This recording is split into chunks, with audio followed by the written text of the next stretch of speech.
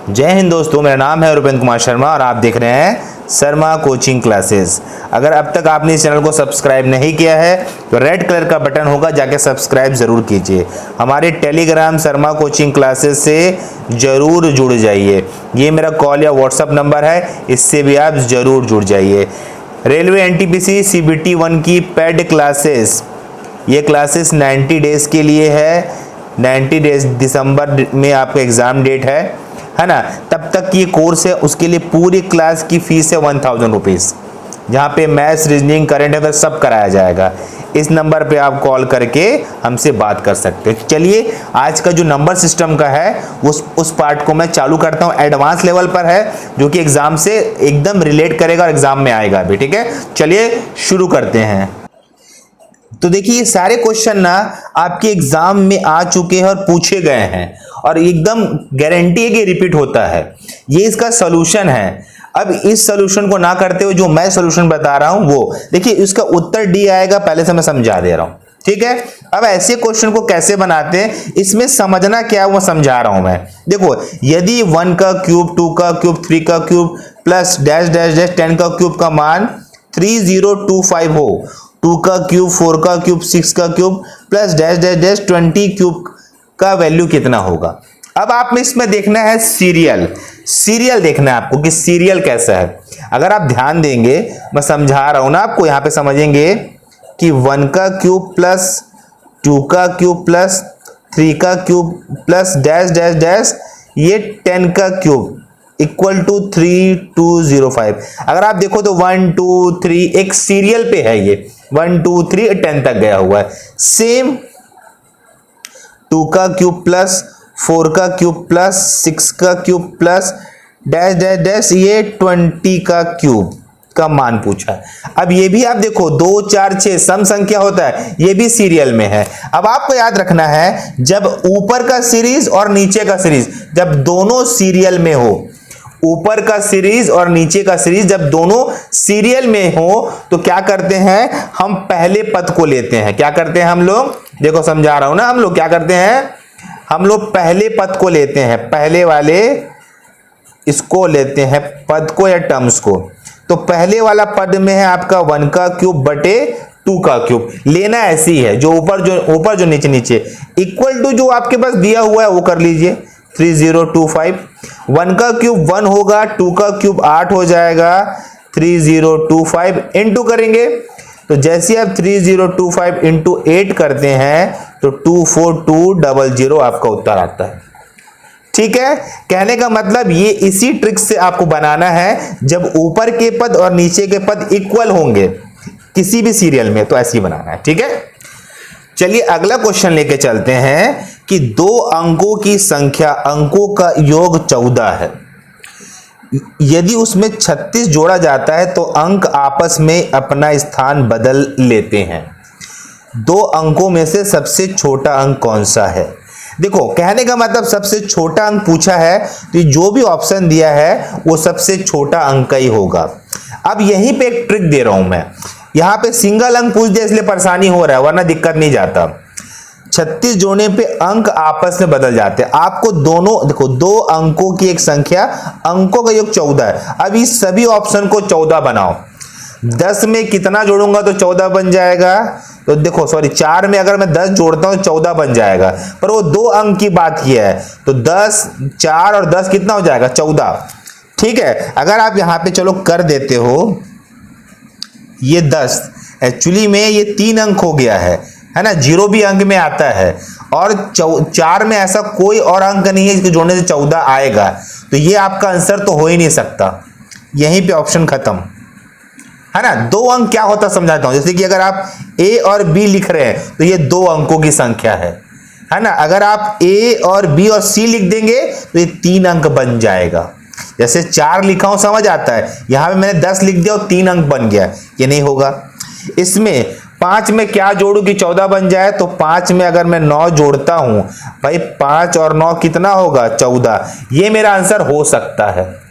6 में कितना जोड़ू 14 पे बन जाए, तो 6 में मैं 8 जोड़ूंगा तो 14 बन सकता है, मतलब ये 68 मेरा अंक हो सकता है, और साथ में 7 जोड़ूंगा तो 14 होगा, मतलब 77 भी हो सकता है। अब हमारे पास तीन ऑप्शन बचे, एक आया 59, एक आया 68 और एक आया 77। आपको दिख रहा होगा 59 जोड़ूंगा तो 14 बन जाएगा, इसको ऐड करूंगा तो 14 बन जाएगा, इसको ऐड करूंगा 14 बन जाएगा।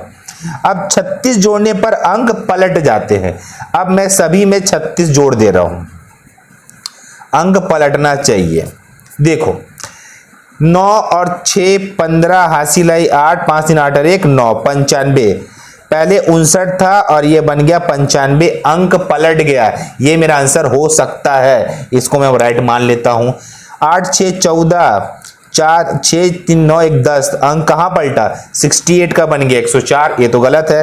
ये कितना हुआ, 6 6 12 1 13, 7 3 10 1 11, इसका 113 बन गया। तो मेरा आंसर क्या आ गया, 59। तो इसी प्रकार से अगर आप एग्जाम में सॉल्व करोगे आपका क्वेश्चन कभी गलत नहीं होगा। मेरे हिसाब से आपको बात समझ आ गई होगी। ठीक है, देखते अगला क्वेश्चन।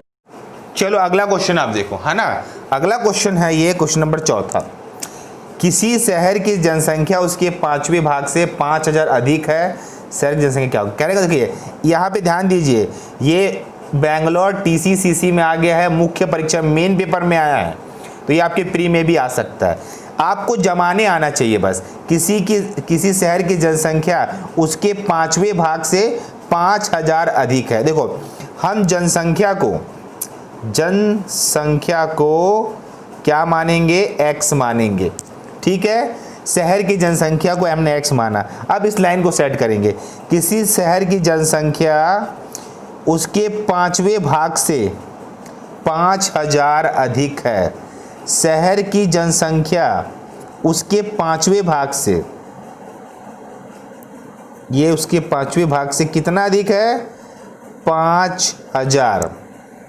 शहर की जनसंख्या उसके 5वें भाग से कितना अधिक है ना, 5000। मेरे हिसाब से ये सेटिंग आपको समझ आ गई होगी। उसके बाद इसका इंटू इससे हो जाएगा, ये 5x, यहाँ बचेगा x, है ना। देखो ये 5x और इसका इससे इंटू हो जाएगा, तो ये हो जाएगा आपका 2500। बात समझ आई। या तो आप इसको इस तरह भी ट्रांसफर करके हल कर सकते हो। ठीक है, अब यहाँ पे हो गया 5x और ये आपका 25000, है ना।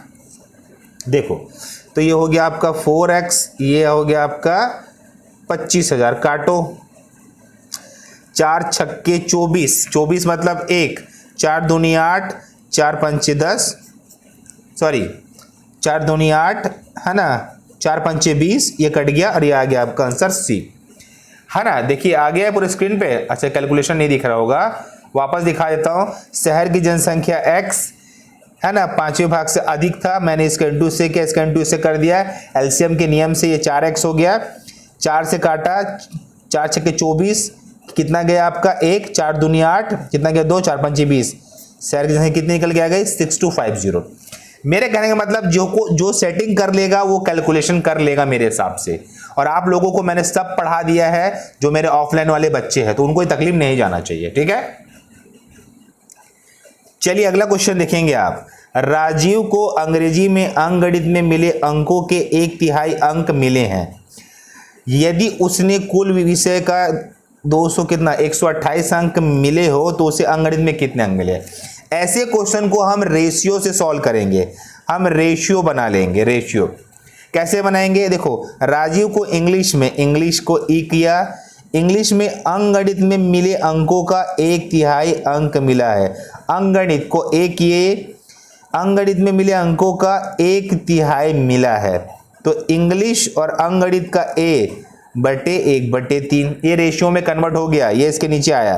तो इंग्लिश 1 है, अंकगणित 3 है। यदि दोनों विषय में कुल कितने मिले हैं 128, कुल पता है हमको, तो अंकगणित में कितने मिले। देखो अंकगणित 3 है, जिसको निकालना होता है ऊपर, दोनों ऐड हो जाते हैं और कुल के साथ हम उसको काट सकते हैं। 4 तिया 12, 4 दूनी 8, कितना हुआ 3 दूनी 6, 3 तिया 9, 96, ऑप्शन नंबर A। अब कई लोगों को ये चीज समझ नहीं आ रहा होगा जो हमारा बेसिक मैथ्स नहीं पढ़े हैं, तो आप बेसिक मैथ्स को जब पढ़ेंगे तो ये चीजें आपसे बनेगी। और जो बच्चे हमारे कोचिंग वाले हैं, ये उनके लिए वीडियो है पर्सनल, है ना। तो याद रखिए इसी टाइप के क्वेश्चन आपको एनटीपीसी सीबीटी 1 और ग्रुप डी में देखने को मिलेंगे। जो बच्चे को क्लास ज्वाइन करना कर लेना, इसी लेवल की चीजों को मैं पढ़ाऊंगा ताकि तैयारी आपकी और बेटर हो सके। सारा कुछ कराऊंगा मात्र 1000 रुपीज में, ठीक है। तो आप मुझे व्हाट्सएप के माध्यम से जुड़ सकते हैं। ओके, धन्यवाद, थैंक यू।